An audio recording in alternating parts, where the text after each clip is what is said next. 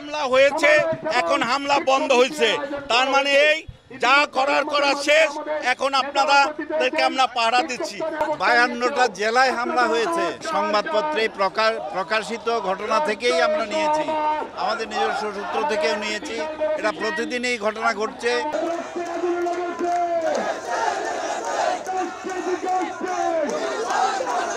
আমাদের সারা দেশে আমাদের মন্দিরে হামলা চলতেছে, হিন্দুদের বাড়ি ঘর ভাঙচুর লুটপাট চলতেছে, আমরা সেই সবের প্রতিবাদ জানাতেই এখানে দাঁড়িয়েছি। অন্তত 50টা জেলায় বিভিন্ন সংখ্যালঘু সম্প্রদায়ের বাড়িতে হামলা করা হয়েছে।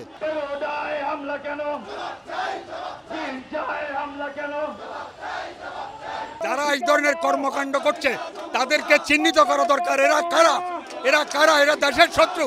এরা শুধু ধর্মীয় সংখ্যালঘুদের শত্রু নয়, তারা লুটপাট করেছে, নির্যাতন করেছে।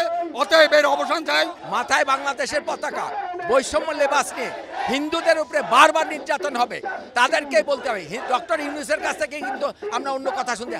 এখন পর্যন্ত ডক্টর ইউনূস স্পষ্ট করে সকল কিছু বন্ধ করার কথা বলেনি। বলে পুলিশ নাই, আর্মি তো আছে, বিজেপি তো আছে, কি করে বন্ধ করবে সেটা তার ব্যাপার।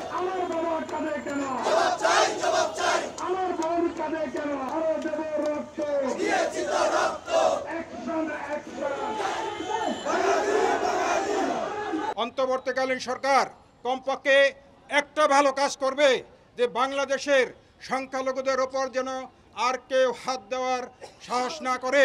সেই জন্য অর্ডিন্যান্স প্রণয়নের মধ্য দিয়ে আমাদের সংসদ এখন নাই, কিন্তু আমি মনে করি অর্ডিন্যান্সের মধ্য দিয়ে সেটা নিশ্চিত করা হবে, আমাদেরকে আশ্বস্ত করা হবে। সারা দেশে হামলা কেন?